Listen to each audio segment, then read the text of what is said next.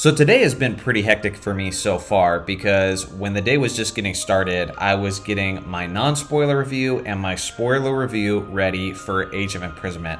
I can't wait to tell you guys about that game. I have a lot of thoughts on whether or not you should get into it if you haven't played any of the Hyrule Warriors games before, so I will have that coming up for you Zelda fans. But on the Metroid side of things, this morning was very, very crazy because not only did a lot of people get early access to the demo level, but we also got a massive overview trailer that was about 7 minutes long.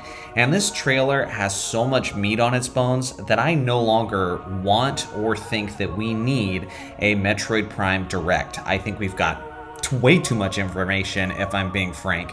There's a lot of stuff out there, a lot to dissect.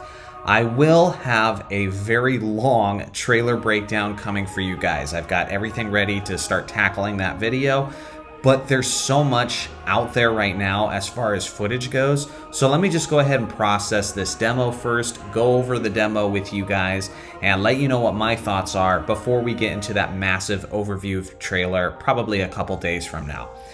So first off, it's very important to know that the people who played the demo, the story details of the game are still currently under embargo. So they're not allowed to talk about, whatever juicy details they found out about how the story and lore works. With that being said, you're seeing a lot of gameplay footage being uploaded to YouTube. Now, there's a lot to talk about here. For one, what's really interesting is now we're getting a lot of realistic looking NPC characters, and I will talk about this more in depth when I cover the overview trailer, but I think a lot of people are going to be annoyed by this. The same type of people who were upset about Metroid Prime 3 not being quite as isolating because there was a lot of interactions between various characters of the Galactic Federation.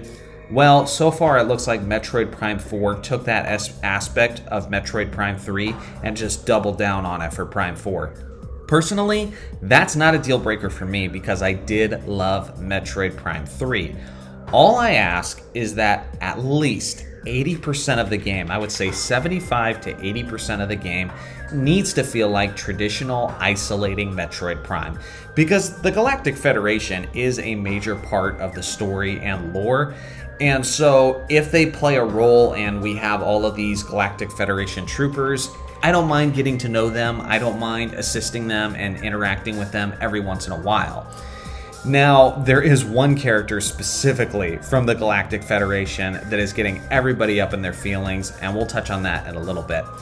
First off, let's cover what the demo was all about. It's all about the Fury Green section on planet Vyros. And I gotta say, this area looks beautiful. There's certain aspects to it with the music and the visuals that definitely remind me of Talon Overworld from Metroid Prime 1. And from everything I've seen in Metroid so far, I gotta say, the music is very much on point. People got to spend a lot of time with Samus's psychic abilities, and so that looks pretty cool, although it doesn't necessarily provide anything really new. Like, we're seeing Samus get to control her beam, we're seeing her get to interact with all kinds of different objects and stuff, so nothing too surprising. But let's get into that character. Let's get into the center of controversy. So essentially, there's this guy named Miles Mackenzie, and I would say he's basically like your millennial nerdy stereotype. This guy, he's never seen real combat probably a day in his life. If you've seen the gameplay footage, he is very talkative. And basically, every website right now, if you search up Metroid Prime 4, is complaining about this guy. Now, let me be clear. There is no group of people on planet Earth who I care less what they have to say than gaming journalists. I think oftentimes they're so out of touch, they don't know what they're talking about.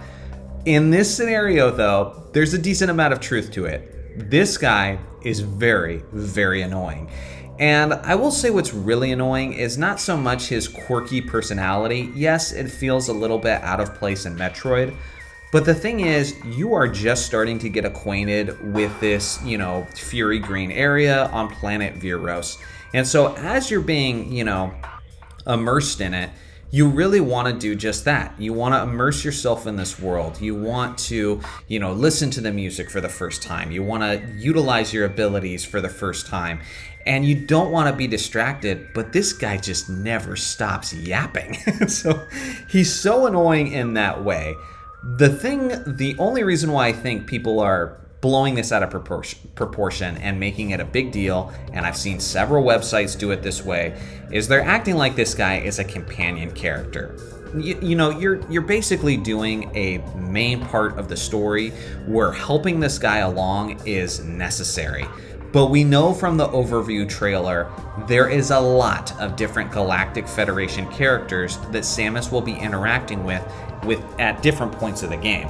And so this Miles character, yeah, maybe he makes things a little bit more annoying for like 10 minutes of the experience. And it's seriously just that. Like if you see the gameplay footage, it's about 10 minutes of the game where he's just really bogging things down. Maybe it's a little bit longer for some players depending on your level of experience in Metroid Prime 4, but he's not really bogging things down that much. By the second half of the demo, he's nowhere to be seen, and you're back to feeling that isolating Metroid feel. And so, yeah, this guy definitely takes you out of it a little bit, and that is frustrating. But you're going to see a lot of different personalities from the Galactic Federation. And again, the way I'm processing this so far is I feel like if you're someone who hated Metroid Prime 3 because of all the interactions with all the different characters, whether it be Samus's fellow hunters, whether it be the AI, whether it be the various, Galactic Federation's troopers or commanders, it looks like it's going to be even worse in Metroid Prime 4 for you. And so again, I'm excited to learn a little bit more about the Federation, but I am hoping ultimately that Samus still gets a lot of time, the vast majority of the time, to herself.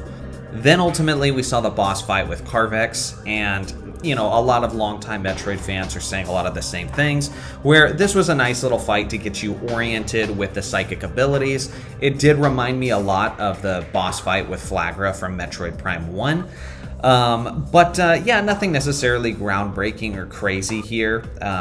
I did think that initial interaction with the Lemorne was a bit underwhelming. It didn't necessarily tell us a lot, but to be fair, that might not necessarily be the first interaction, that Samus has with a Lemorne. There probably is one before that. And so, yeah, we learn a little bit about the crystals. We learn a little bit about the big tree that carries all of the memories, and there's going to be a lot of lore in that as well.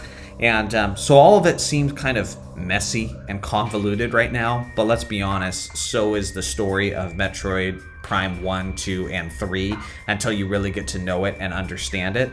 And so we'll have to see how this all fleshes out. But ultimately, I'm not turned off by any of this. I mean, I am still very excited for this game, but I do agree with most people who are complaining about Miles that he is quite annoying.